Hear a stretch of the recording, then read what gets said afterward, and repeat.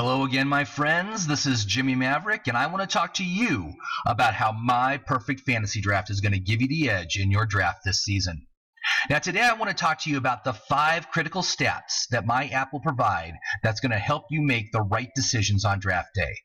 And these stats you're only going to find in my app. Now, when we go into the draft list, you're going to see all the players are ordered according to their MADP.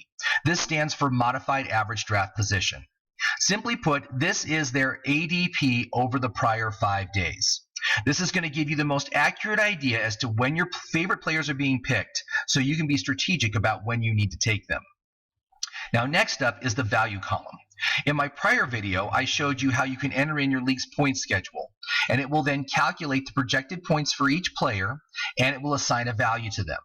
You can then easily compare their value against when they're being picked in the draft to see if whether they're a good choice or a bad choice for your particular league. Moving on, we have the outlook column, and this is just a simple 5-star rating based on the overall outlook of the player, his situation, the team he's on, his history. If I have a positive outlook on the player, I assign them either a 4 or 5-star rating. If I give them a 3-star rating, that's a neutral. And if I give them a 1 or 2-star rating, that means I have a negative outlook on the upcoming season, which means I expect them to underperform their projections. Over here on the final 2 columns, you'll see the consistency rating. And consistency measures how consistent a player's usage was from week to week during the prior year. There's nothing worse in fantasy football than that player that gets 20 targets one week and 2 targets the next. That's just fantasy death.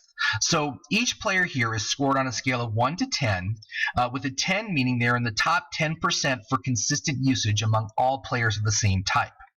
So you can see here Antonio Brown, he scores very well on the consistency rating, whereas a player like A.J. Green scored very poorly. And if you had A.J. Green last season, I'm sure it was a rather frustrating process because you never knew how much he was going to be involved in the game plan from week to week.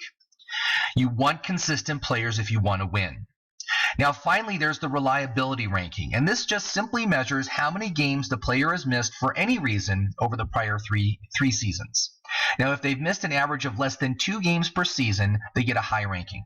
Between 2 to 5 games per season on average, they get a mid rating, and if they've missed an average of more than 5 games per season, they get a low rating. Again, you can't win when your star players are sitting on your bench with an injury. You want consistency, you want reliability. And all these stats are designed to give you an apples-to-apples comparison when you're making those critical draft day decisions between running back A and wide receiver B. Now, I've got one more video to do to show you all the other features of this app, so stay tuned. And in the meantime, happy drafting, everybody.